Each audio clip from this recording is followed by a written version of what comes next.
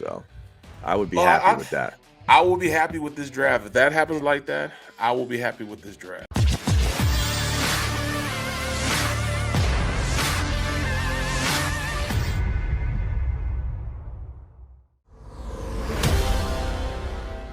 All right, let's get to this this mock draft because I think you're going to like this. This is McShay's first one, and this is one of the extra added benefits of this ESPN Plus is you get this, you go behind the paywall because everything good is behind the paywall. He's got Aiden Hutchinson going number 1 from Michigan to the Detroit Lions. Who? Aiden Hutchinson. Okay. The defensive end from Michigan. Yep. Thibodeau goes second to the Texans. Mm-hmm. The Jaguars take Evan Neal, the tackle from Alabama. Yes, he's the truth too. Yeah, you like him? Okay, yes. That's what I want to get to. Is he like a legit top 5 pick? He's a legit day 1 starter. Pencil him in. Okay. All right. Well, that's exactly what that quarterback needs down there. The Jets take Derrick Stingley Jr., cornerback from LSU, who's a stud. The guy you liked out of Purdue goes 5th to the Giants, George Karlaftis. Well, that's trouble for us. Yes, and wait till you see who they take in the next pick, the Giants. Carolina takes an offensive tackle out of Mississippi State named Charles Cross. Do you like him? He's pretty good too. Technician. Okay. He's pretty good. I don't know if I took him that early. I'd have took him late, mid to late first. The Giants with the second pick. I don't know if this, I guess this is the Bears pick that they have access to. Take Nakobe Dean from Georgia. Oh, no. Man. Oh, shit. You didn't need to tell me that. He is the next Micah Parsons, bro. He can do it all. That guy is all over the field. All right, but there's still one guy on there that I like that's still on the board. All right. Atlanta takes the wideout from Alabama, Jamison Williams. Okay. The Jets, with their second first-round pick, take Hamilton, the safety from Notre Dame. Oh, that's another guy I wanted. Oh, my goodness. All right, so he's off the board now. The Eagles are on the board at number 10 with the Miami Dolphins pick. Hold on. Now, who do you think they should take? They should take the linebacker out of Utah, Ahmad Gardner. That's what they should take. Gardner's the cornerback from Cincinnati.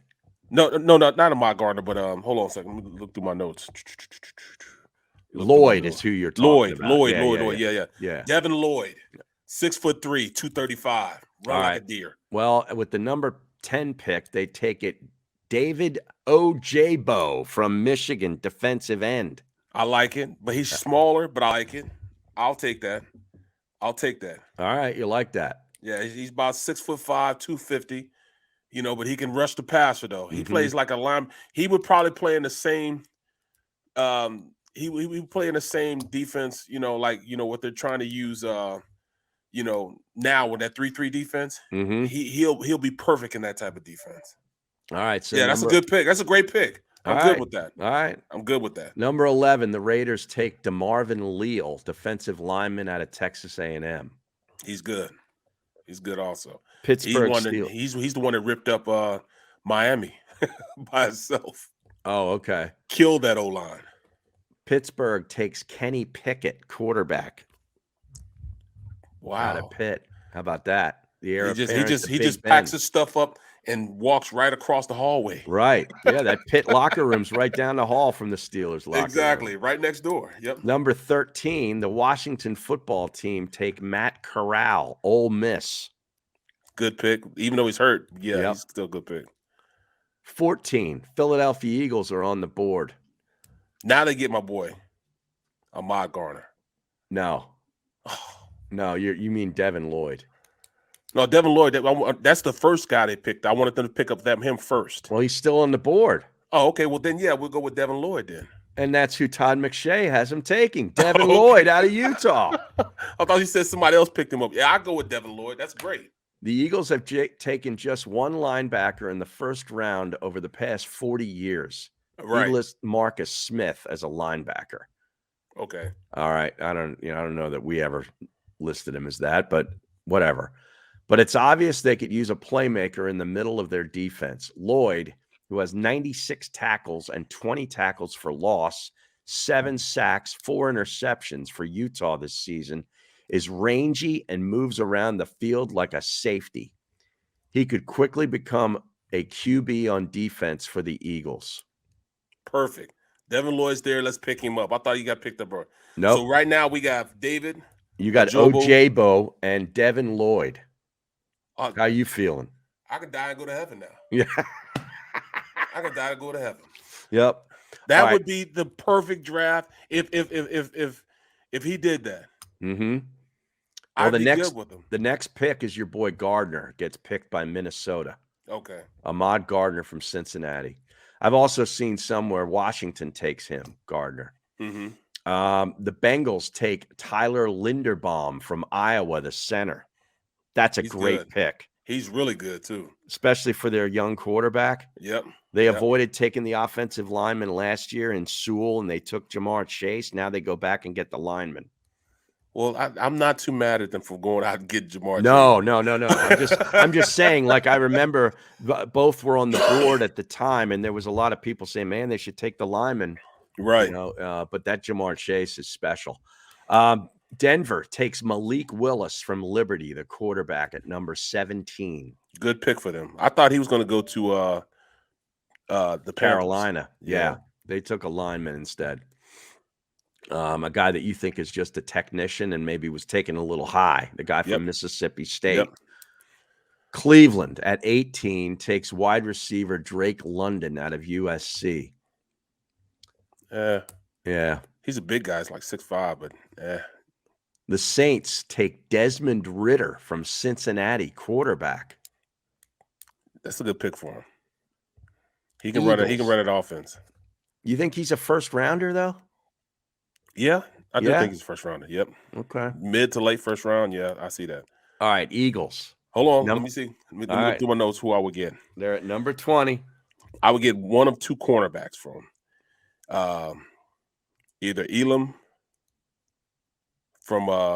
get Elam, or I would get Booth from Clemson. One of the two. Booth is from Clemson. Yeah. Elam, is he another Florida kid? I think so. Yes. I think there's a bunch of Elams that have gone to Florida. Yep. The Eagles actually take wide receiver Garrett Wilson out of Ohio State. I love that guy.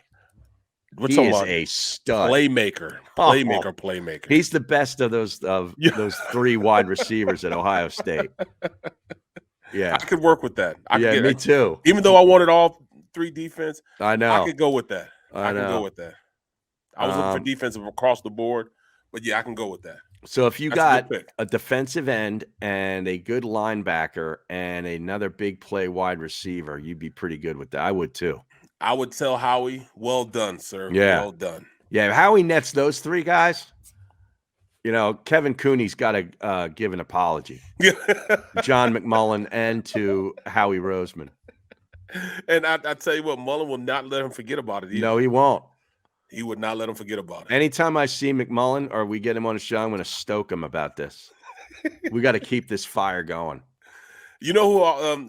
If we had it over to do again, even though I like Ojabo, I still would have liked to go with Hamilton from Notre Dame.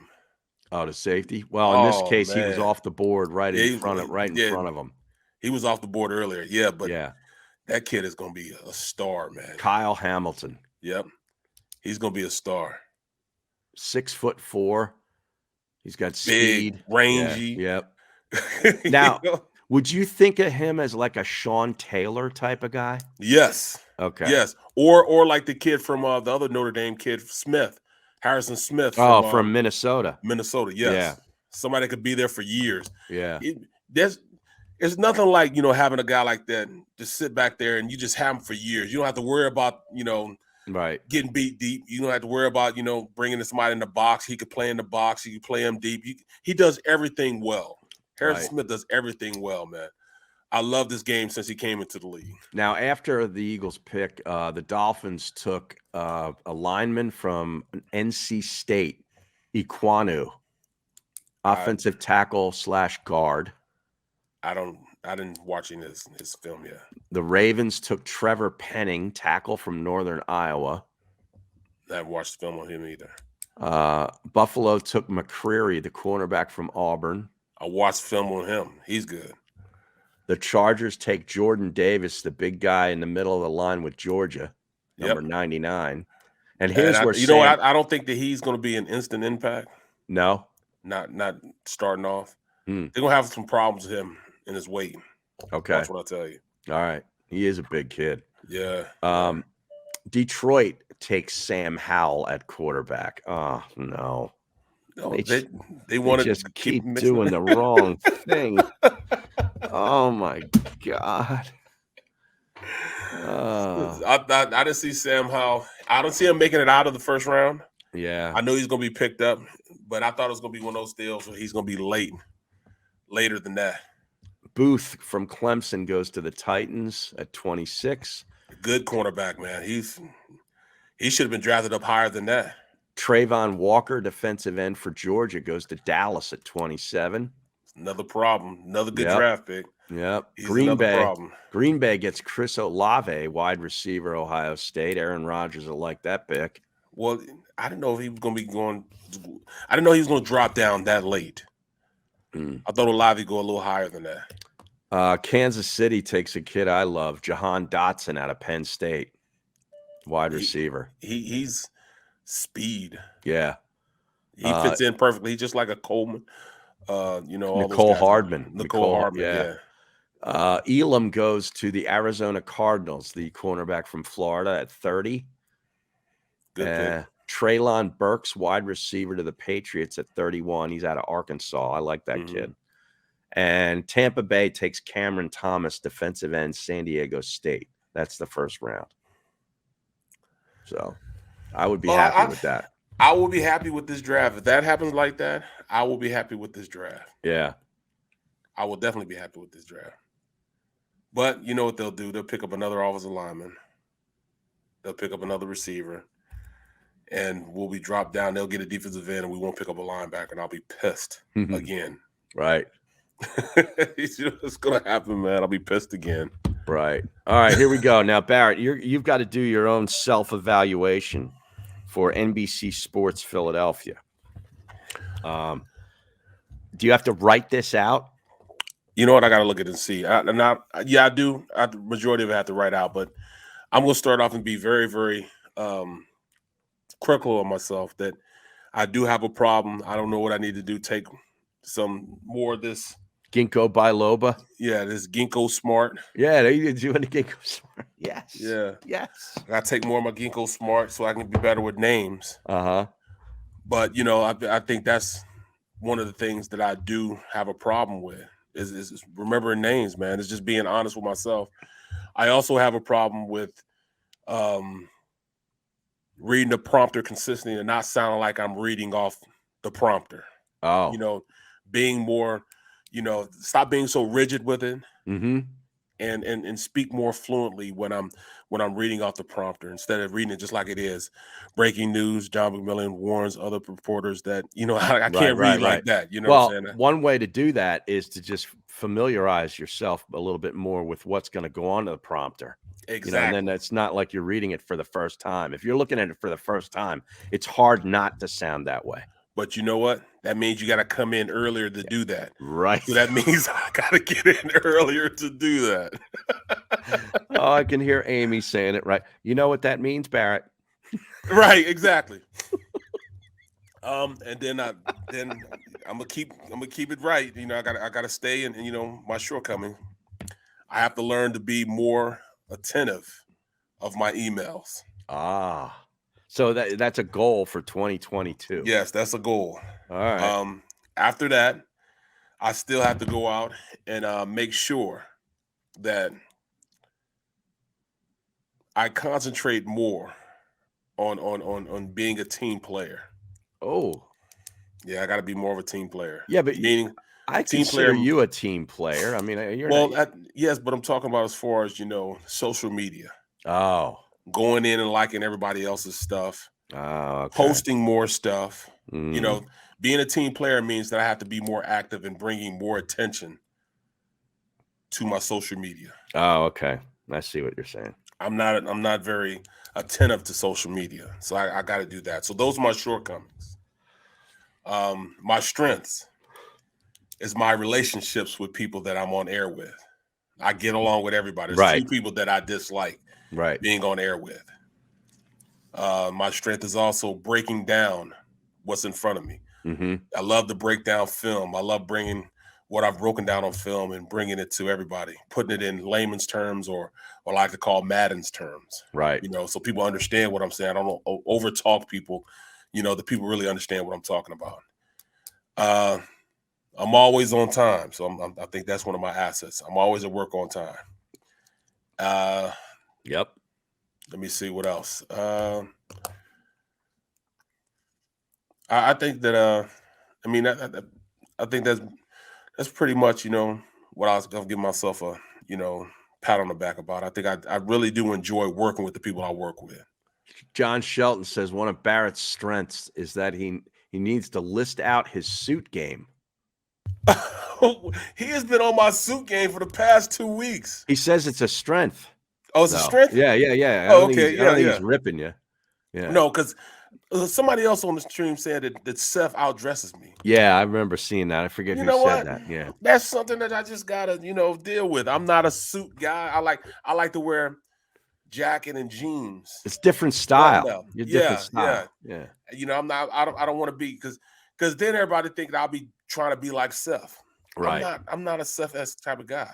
Right. I like to wear jeans and button-ups, and I don't necessarily like to tuck my shirts in. Sometimes I have to, sometimes I do, sometimes I don't. I like it open. I like to be free. I like to have,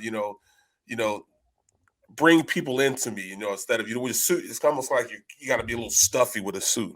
Right. I like to be a little more casual so, people can feel as though I'm bringing them into what I'm saying. Now, Armored Saint says, don't look so aggravated when you talk to Seth. Do I look aggravated? I don't know. It's one man's opinion. I don't know.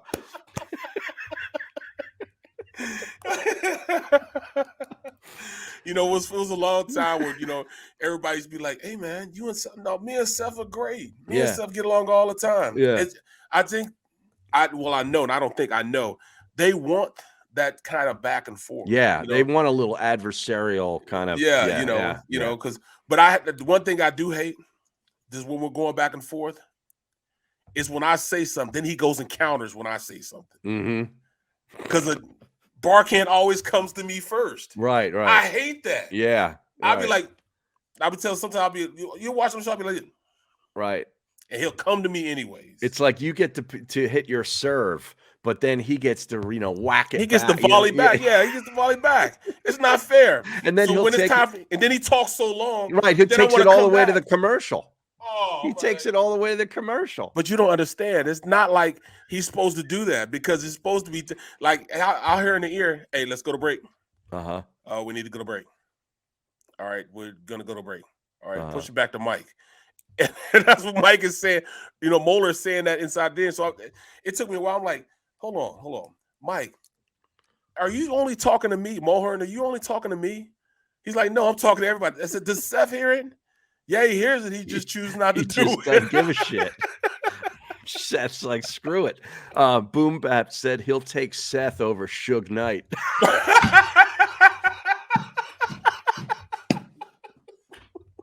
You know what? I might too. Me too.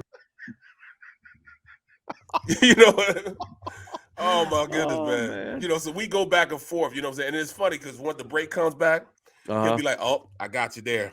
And I pushed it all the way. And we never go back and backtrack to it. Nope. Because I got you there. And I pushed it all the way to the break. I'm like, man, that ain't right, man. That ain't right, Seth. I know, bro. I know, bro. He'll hit me with all is fair in love and war. I'm like, come on, man. Come on, and in between the two of you, what's Ray doing? Right. What's he doing? He said it with a pen like this. With his notes. I'm like, that's all he does is look at the notes. I'm like, do people really realize what he's doing? Because some of the stuff he's writing down stuff from years past that pops into his head. He'll write it down, and then he'll go back and research it while he's sitting at the table to reaffirm it, and then he'll say it. Right. He's not just sitting there just playing around, man. When he's taking copious notes, those notes are really stuff that he's thought about from before that just came to him. I mean, that notepad is he's killing it. He's killing it.